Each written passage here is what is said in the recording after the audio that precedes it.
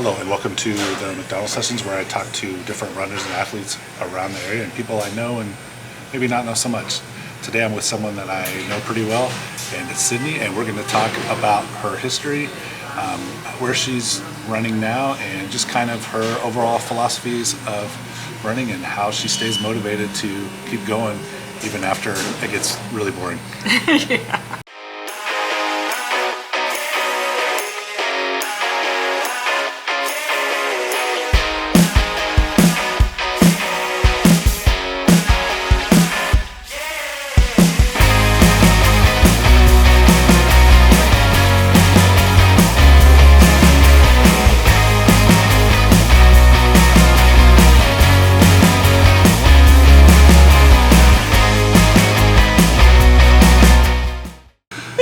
Okay, I'm here with Sydney today, and we are going to talk about her running journey.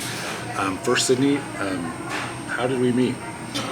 I want to say we met through social media, through the running community. I remember very clearly, I think it was in the summer when the Taco Mile was going on at Casey Running Company, and you were setting up your drone or something like that. And I walked past you in the parking lot and said, "Hi, Clint." And you're like, "Hello." And that's like, he has no idea who I am. That happens a lot, so I apologize to anyone else that's happened to, but you're not the first or the last one that's happened to. Right. Sometimes I'm just kind of off in my own world and I don't really know who I'm talking to. So. Well, and I know, a lot of runners, when they're going to an event, they might be focused and not really paying attention, thinking about what they're going to do. So I get it. But then I think we became social media friends after that just because of the running community. Yep. And the first time I remember hearing from you was after I had a bad race at the Patriots Run and was posting about how I had to quit the race early. And you reached out and messaged me. Yep. And it was interesting to me because you said, "So are you doing Rails to Trails?" And I said, "No, I'm quitting ultra running. I'm not doing this anymore."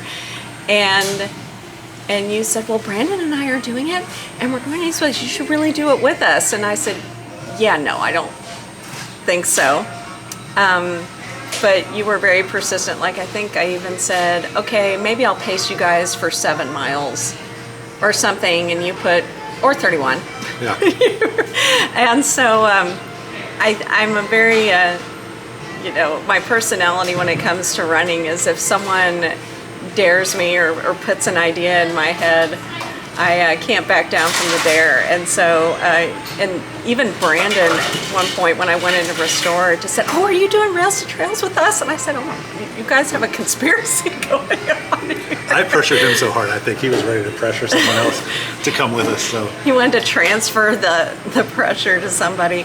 So, so eventually you guys wore me down, and I said that I would do it. So actually our 50K with Brandon is the first time I ever ran with you. Yep, which is about a year ago, almost right now. A year ago right now. So it's amazing how things can progress. When you run with someone, obviously you get to know people pretty well over 31 miles. And I know you and Brandon and I have that squad going on now, which is great.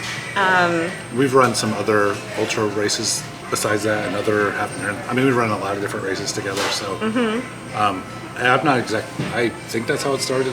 It kind of is all a blur. Like, it feels like we've always known each other now. Like, it's really weird. Right. It's hard to explain when you start running with someone and you fall into pace and you talk during the races and you kind of get into that groove where you're supporting one another to get through a distance, whatever that distance is. I mean, sometimes a 5K is hard. Yeah. And it's hard to even get through that. And it just happened very organically, where you and Brandon and I got along so well on that 50K. And then I think it was the Longview half marathon that happened after that, and we just fell into pace.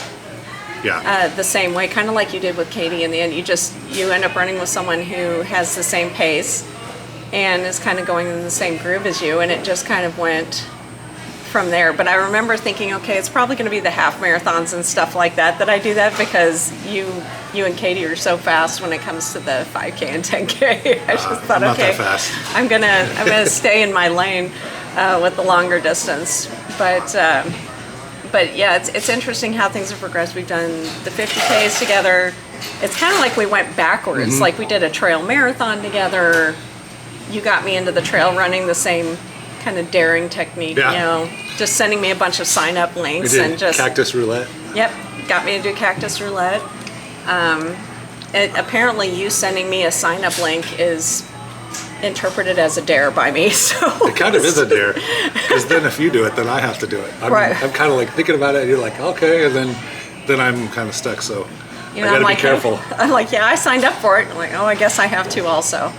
You know, I sent it to you. It's I think that's what you said to me about cactus roulette. You said, well, I'm not going to let you go out there by yourself if I'm the one that goaded you to do it in the first place. Yeah. So we're doing it again in January.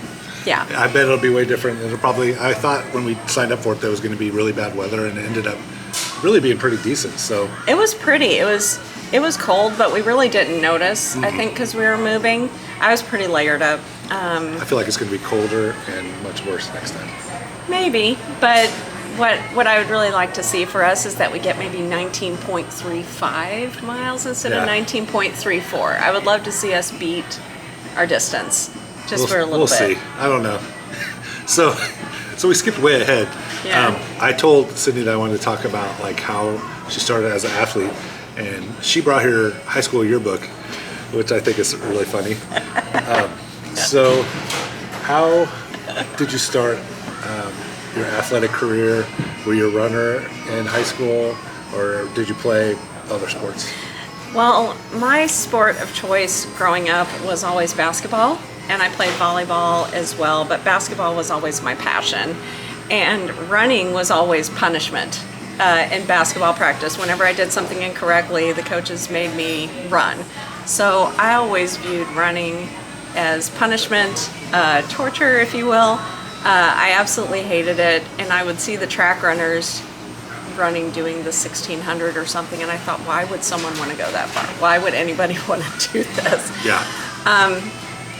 So, you know, I always viewed running a certain way, and I progressed, you know, when I went to college and graduate school, I really didn't exercise at all. I just studied and had my fun, basically. And then when I remember when I had my son and I was 30 years old and wanted to lose the baby weight, I started looking at workouts, and I took up boxing and martial arts for my chosen fitness, and that became my passion. And I was doing that for a while, and then someone messaged me when the Warrior Dash obstacle course race came to town. And someone said, you know, people are climbing on things and they're jumping over fire. This sounds like you. Yeah. I said, well, okay, I'll do it, but I better train for the running part so I don't make a fool out of myself. So I did the Couch to 5K program to prepare while I was also lifting and boxing and everything still. And I tell people, to date, it's still the toughest training I've ever done, was that very first 5K. I argued with myself every single workout, you know, wanting to quit, telling myself not to quit, telling my legs they could do it, that internal dialogue that we always have while we're running. I completely had that when I was training for that race. But I got to the race, I was very nervous, so nervous I actually wore a costume to try to counter the nerves, and I dressed in a cheerleader outfit, I think. And I finished the race and I was covered in mud and scrapes and bruises, but I had the biggest smile on my face, like the total runner's high. And I said, okay, I want to feel like this again. And so I kept going from there. I thought, well, maybe a garden variety 5K would be a little simpler than climbing over things and going under barbed wire. And it just kind of went from there, So did you start after that just doing a lot of road races around here, or how did you get into, how did you kind of progress from 5Ks to marathons eventually? So I was a little different than a lot of our peers in that I took a really slow progression to everything. I'm kind of a nerd when it comes to training, and I think I have to do these little training plans all a certain way. And so I thought, well, I want to get good at the 5Ks before I try for a 10K. So it was actually a couple of years before I did a 10K. And so I had been running for 3 years before I even attempted a half marathon. And most of my friends made the jump really fast once they did it. But I kind of got, stuck in where I'm like, I have to get this right before I move on to the next thing instead of taking the leap. And I've since learned, after going to these longer distances and going to ultras, that you're okay if you take the leap. You're not going to die if you take the leap. It's okay to do that, and trying to relax about training a little bit. So I did my first half marathon in 2014, and then after that I immediately wanted to do the full marathon in 2015. So that's when I did my first full. How many marathons have you done so far? Road marathons, I have done 5, and I did that trail marathon with you and Lawrence the Pi Day. That was probably for sure the longest marathon either one of us have ever done. That was a long day. That was a long, tiring, hungry day. Yeah. But it was a great day too. We Yeah. accomplished a lot. I was really proud of us. My first hallucination that day too. That's really important. That's a good milestone to have, I think. I remember that. You were looking at some post and you're like, hey, but we could ask that guy the directions. I'm like, that post over there? Sure. I think we're going to get very far. And that happened in a marathon. It didn't even happen in an ultra. Like, Yeah. I can't even get the stereotype right. Yeah, you but know? I think even our 50K, we ran faster almost than that. Yeah, we did. I mean, it was that slow. We did not do well in that one. That's time-wise, but I felt like it was just hard. I don't know why it was so hard. Like, I don't really know, can't put my finger on what made it so hard, because it wasn't like it was muddy, but it wasn't the worst mud we've ever been in. There was just nothing about it that should have made it so hard. It just was. Well, it's like what you've said before, and I've seen it in some of the races we've done and some of the races you've done as well, is that some of these races you're just on and everything fits together and everything works perfectly. And there are other days, especially when it comes to trail or ultramarathons, where your body's like, look, man, this is all that I have. And you're going to get through this and you're going to cope. And this is how it's going to be. I don't think it ever went right either. So I feel like we forgot our gloves, or my shoes wouldn't untie. Your shoes were frozen that morning. There was a whole bunch of weird stuff that happened. Like, I don't know how shoes get... Were they in your car? Is that what happened? They were in my car probably from going to get the packet back, but I think they would just kind of gotten dirty too, and I didn't untie them after a trail run, so that wasn't good. Yeah, and I think I got tired that day as well. I think I fell like 6 times. Yeah. And the mental side of that was hard to take. It was discouraging, I think, because the half marathoners kept like running kind of towards us and much faster. I don't know. It was weird. Yeah, I admit I'm a very gracious person, but I got a little irritated, because I'm like, get out of my way. I'm trying to get somewhere. And I mean, we're all guilty of that as runners. And I know that the lesson with trail and everything is to take your time and to be safe about it. We took our time. We took our time, all right. I still think you got what? First? I got first for the women or something for the marathon. So we were slow, day. but not very many people were willing to even run the marathon, so we couldn't feel too bad. Well, exactly, and that's something that I constantly have to remind myself in running, because I give myself a harder time than anyone else could. I'm harder on myself than anyone else could be. And I have to point out to myself sometime, like, you're doing these things that a lot of people aren't signed up for. The fields are not that large for some of these events that you're doing, which means that's how difficult it is. And I think a lot about this journey is to be willing to step up and toe the line. Yep. For something that's scary, for something that's difficult, and that the growth that we have as people, it has a lot to do with that, just your willingness to go for it sometimes. Yeah. I think it's important. So besides people daring you to do ultramarathons, like, what made you want to run the ultramarathon distance? I mean, you've done it, I don't know, what, 6 times, 5 times? I've got 5 ultras so far, if we count Mile of Madness. Yeah. I got 50K that day, Yeah. even though it was a timed event. That counts. Yeah, so then I've got 5. It's the way that I leveled up to ultramarathons had a lot to do with the pandemic, actually, because I haven't done a road marathon since 2019, if you can believe that. And when the pandemic hit, a couple of different people, my trainer and my boss, both spoke about how things are shut down now and you've got more time and you're staying home. This is really an opportunity to work on yourself.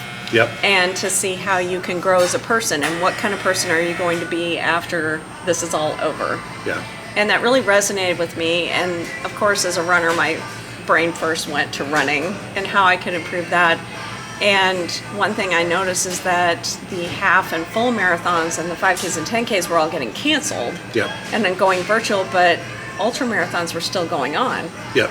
Logically, because there are fewer attendees, they're spread out over 100 miles. Yep. You've got that distance kind of built into the race, really, between people.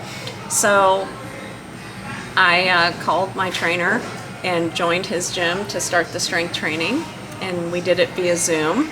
And I got yelled at a lot on the Zoom for not having the right form. And then I looked at the Prairie Spirit 50K as my goal race. And so that's kind of what started the whole thing. So that was March of 2021, I think. Yep.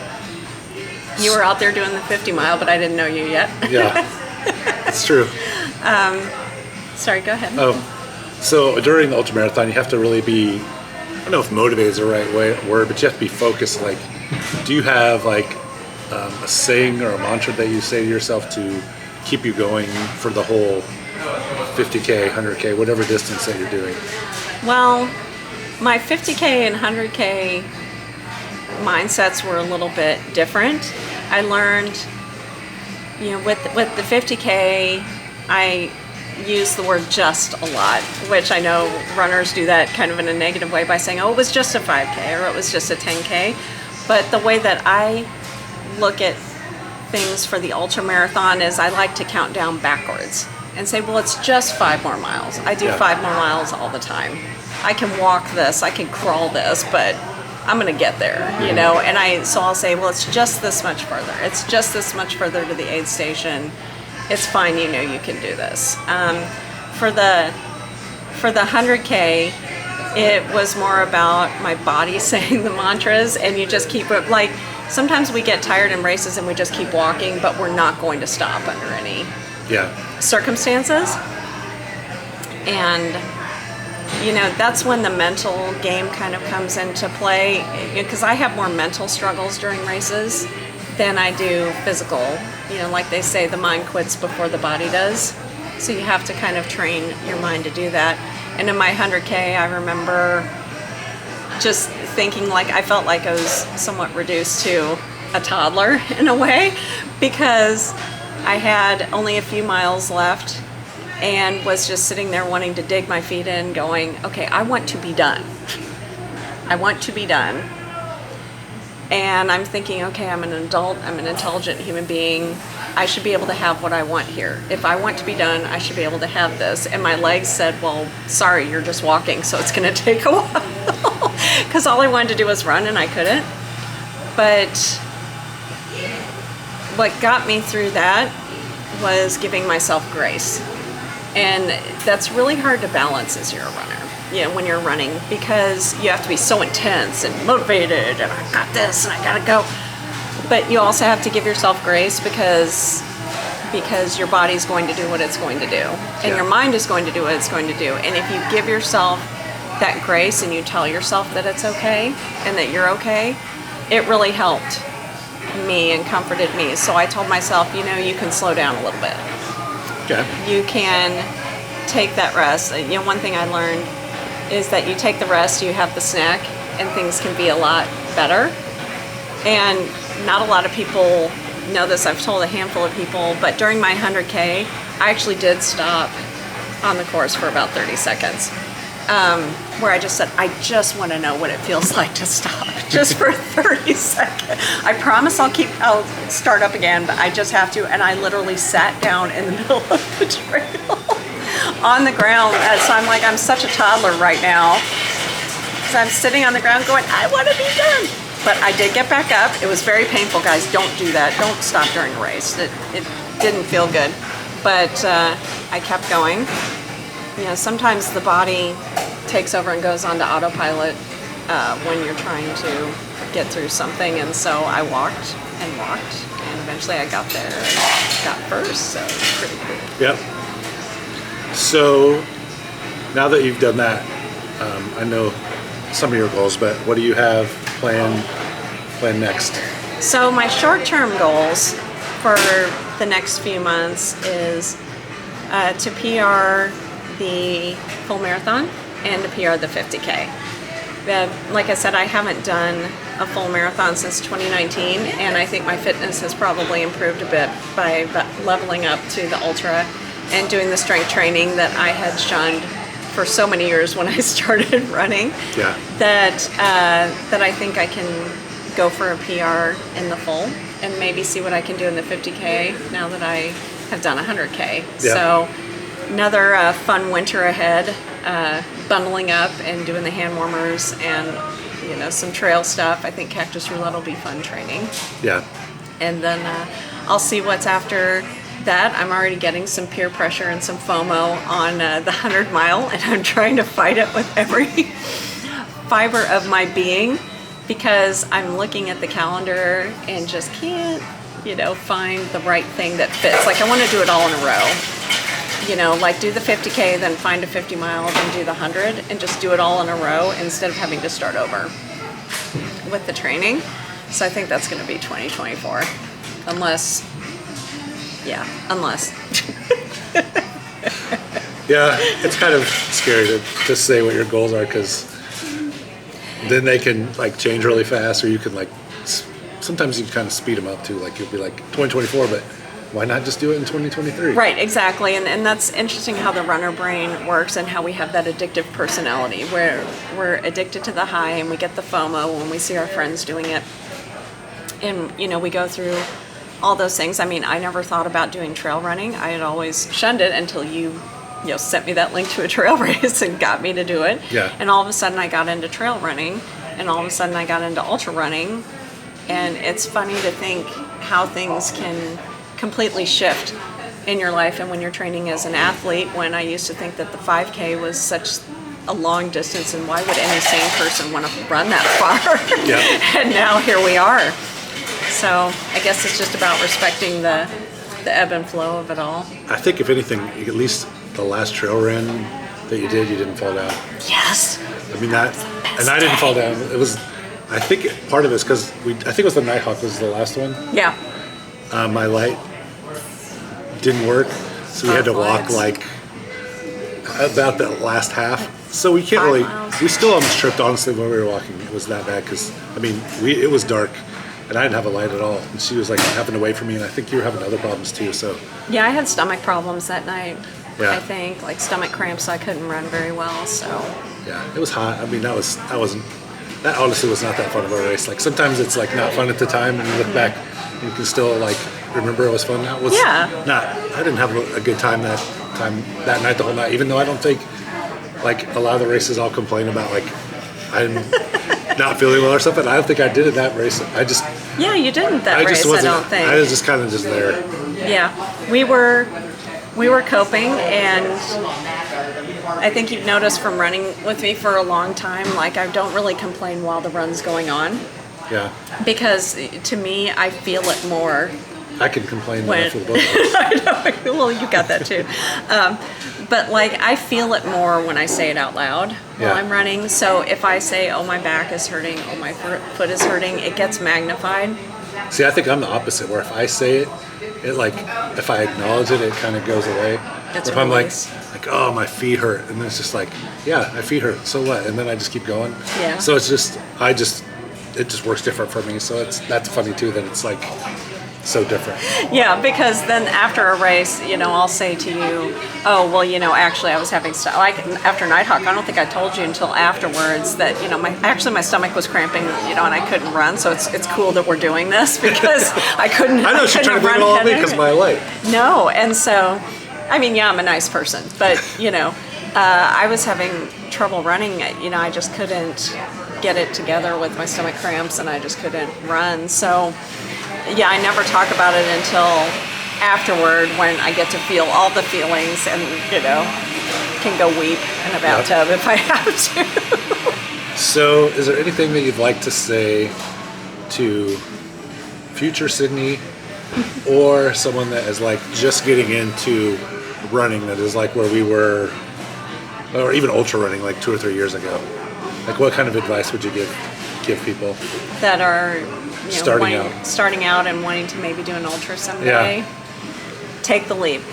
Yeah. Definitely take the leap. It's hard to dive in sometimes, but the water's great in here, and you should join us. I've never found so much joy in a race experience than I have with ultra running. Just the people, the vibe. The aid station food is the best food that you will get at any race. There's no gels and water and some watery Gatorade. Like, they give you the real fun food at these things. And the fact that you're doing something that's so unique, and you're pushing yourself to your limits. The greatest thing that I think a person can get from running in general, and especially when they set goals each time they run, is you get to see what you're truly capable of. I think we assume that we can only get to here, when in fact our bodies can go to here. And you can train, and you can do a faster 5K, you can do a full marathon, you can do a trail race, you can do all of these things if you set your mind to it and set a goal and follow a plan. And yes, it's scary, but you would be amazed at what you're capable of doing if you simply do it afraid. That would be my best advice for anyone, and for future me. In case I ever do a 100-miler, I would say do it afraid, and you'll be fine. I think the thing about ultramarathons is just need to get a plan, follow it, and then even just do the 50K at Ottawa or the Ultrapalooza, like something that's flat. It's still not going to be easy, but at least it'll be doable. I mean, I don't know about you, but if I can do it, then almost anyone out there can do it. I mean, if you could run and just keep going, then you could do it. I mean, it's possible. I know where I came from in my running, and it's any person can do it if they just do the training and go out there and do it. I mean, if you do the training and then finish, you can't imagine what that feels like. I mean, it will make you super proud of yourself. I don't really know.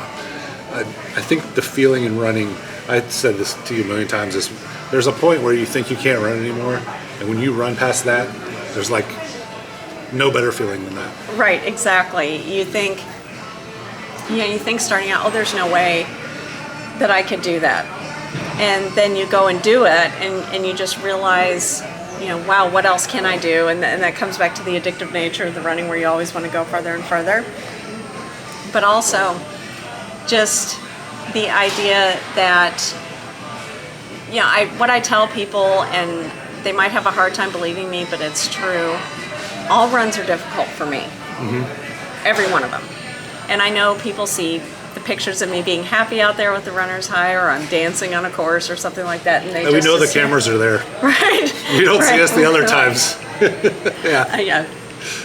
Peace sign. And I know people will see that, and they see that you completed that distance, and they assume that it's easy. No run is ever easy for me. It's just that there are circumstances that make it more bearable to get through, and more easier, fun to get through. Like if you're running with a running partner, like when you're doing the race with your friends, like when the scenery is great, when you have that extra support on the course and that volunteer that's pumping you up and making you feel better. When the weather's good. When the weather's good. For me, when I know there's a donut at the end of the run. For me, when I know I'm going to go to McDonald's afterwards. Cheers. But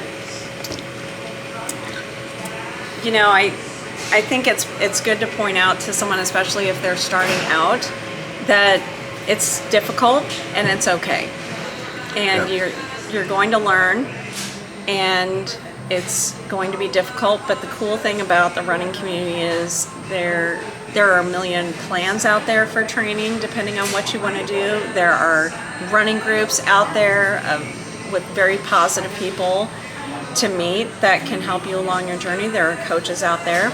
There are races everywhere. If you want to see any part of Kansas City, in a different kind of way, you could sign up for a race and say, hey, I ran around Westport, Yeah. or I ran in this part of town, or I ran on a trail in Ottawa and saw the trees all canopied over, all pretty. And you can experience so much just by doing that. And, it's a hard opportunity to pass up. You definitely should. It's probably weird to say, but the fun is in the difficulty. I mean, there'll be times I'll be out there and I'm like, man, this is so hard. And I mean, that's why I signed up, because I knew it was going to be hard. So it's a weird, dichotomy, but it's definitely the reason that we do it is because it's hard. But then afterwards you feel so much better. So that's the main thing that motivates me with running, and it has been that way since I very first started training for that 5K, back in 2011, if you can believe that.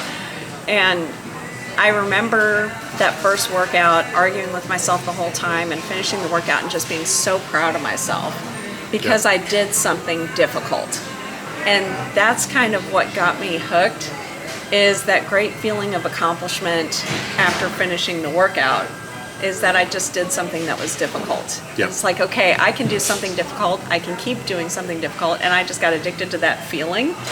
And then with the running, it just progresses more and more as you do the races, and you get a PR, and you do the different distances, and you do the different things, and you just get addicted to that feeling like, I just did something even more difficult, and I did something even more difficult, and I'm okay, and I rocked it, and everything. It's a wonderful feeling to have, and I think that's hard to get in a lot of other areas in life when you're trying to do that, whether it's professionally or when you're doing your personal endeavors or whatever, to get that feeling. Yeah. So I love that running kind of gives me that, especially as a grown-up. I'm not a kid in sports, where the school's got the parades, and all that stuff for you. It's a really cool thing to experience, and you can do it anytime. Okay, well, I think we learned a lot about you today, Sydney, so thank you for coming to McDonald's and talking to me, and hopefully you all enjoyed that. If I haven't talked to you yet, get with me and I can put you on my list. I have a long list, so Sydney's seen some of the people that I'm going to try to talk to, so I'm excited. hopefully these turn out really well, but I think this is going to be a really good one, and it's definitely going to be one of the first ones. So. Oh, and he buys the food for you guys. I'm not going to do that for everyone. Especially if I do 60. It's going to be a lot. I liked it better when it was Brandon. He just got a drink. Yeah, Brandon just got a drink. I made you give me a cheeseburger, but you're nice. That's okay.